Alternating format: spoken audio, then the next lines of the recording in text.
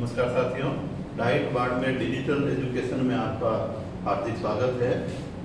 इस पाठ के अंदर रासायनिक अभिक्रिया एवं उत्प्रेरक में इससे पहले वाले टॉपिक में अपन ने भौतिक परिवर्तन एवं रासायनिक परिवर्तन के बारे में पढ़ा।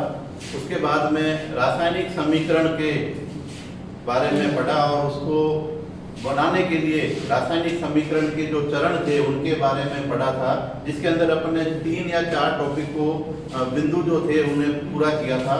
आगे के बिंदुओं के बारे में आप अपन इस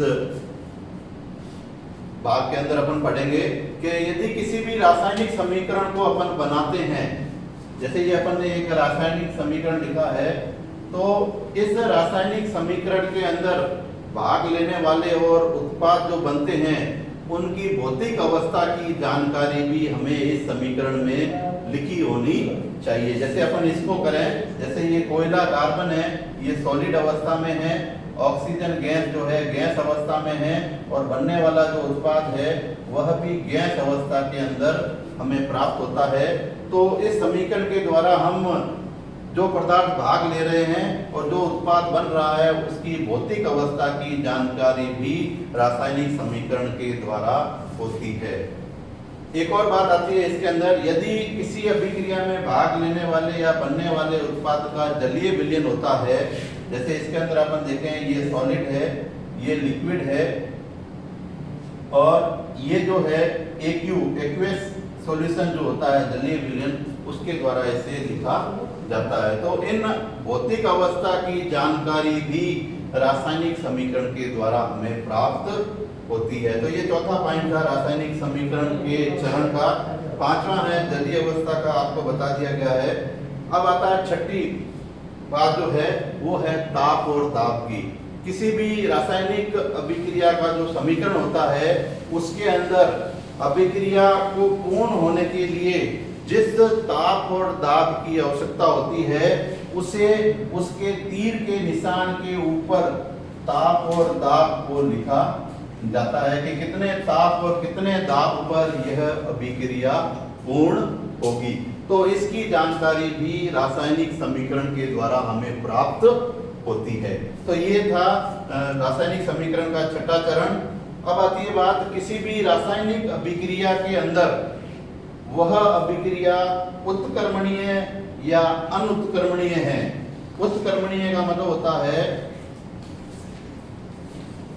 कि यदि किसी रासायनिक अभिक्रिया, जैसे अपन ने ये एक समीकरण लिखा, उसमें एक निशान लगाते हैं, इस निशान को हटाकर अपन इस प्रकार का निशान लगाते हैं।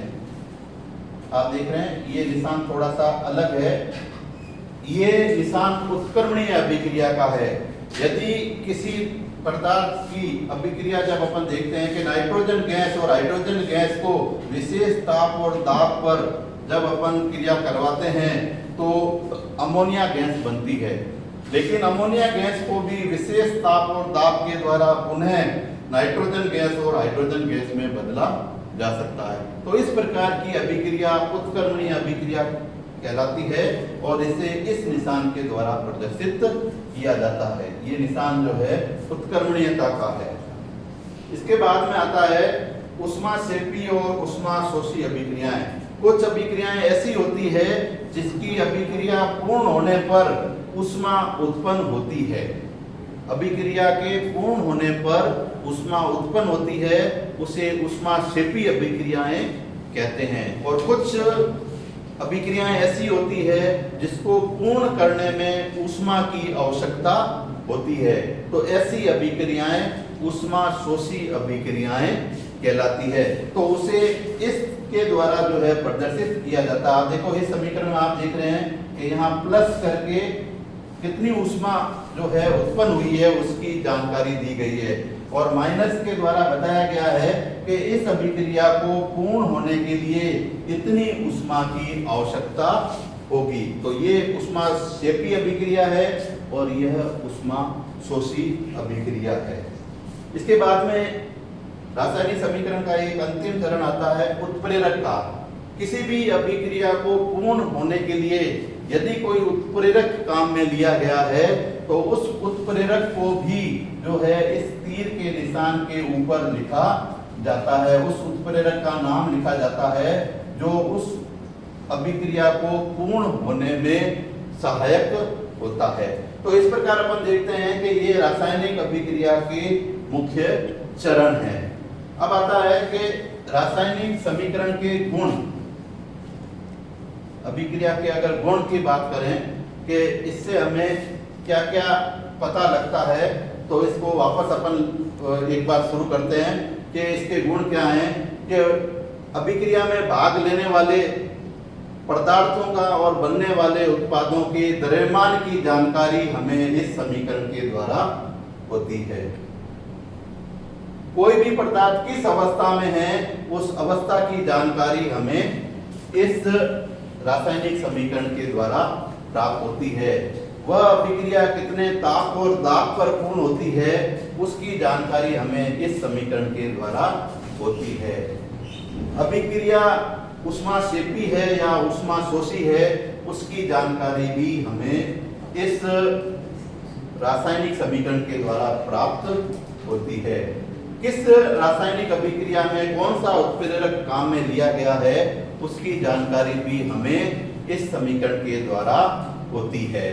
तो ये इसके गुण कहलाते हैं। लेकिन इस रासायनिक अभिक्रिया की कुछ सीमाएं भी हैं जो इसके द्वारा हमें प्राप्त नहीं होती, जिनकी जानकारी हमें इससे प्राप्त नहीं होती। पहला है, कोई भी अभिक्रिया कितने समय में पूर्ण होगी, इसकी जानकारी हमें इस रासायनिक समीकरण के द्वारा प्राप्त नहीं होती है। और दूसरा है कि कोई भी रासायनिक अभिक्रिया में पदार्थ की सांद्रता क्या है, उसकी जानकारी हमें इस रासायनिक समीकरण के द्वारा प्राप्त नहीं होती। तो ये दो सीमाएं हैं जिसके द्वारा जो है, इसकी जानकारी हमें रासायनिक समीकरण के द्वारा प्राप्त नहीं होती। तो अपन ने इस टॉपिक के अंदर रासायनिक समीकरण के बारे में, उसके चरण के बारे में तथा उसके लाभ और उसकी सीमाओं के बारे में पढ़ा। धन्यवाद साथियों।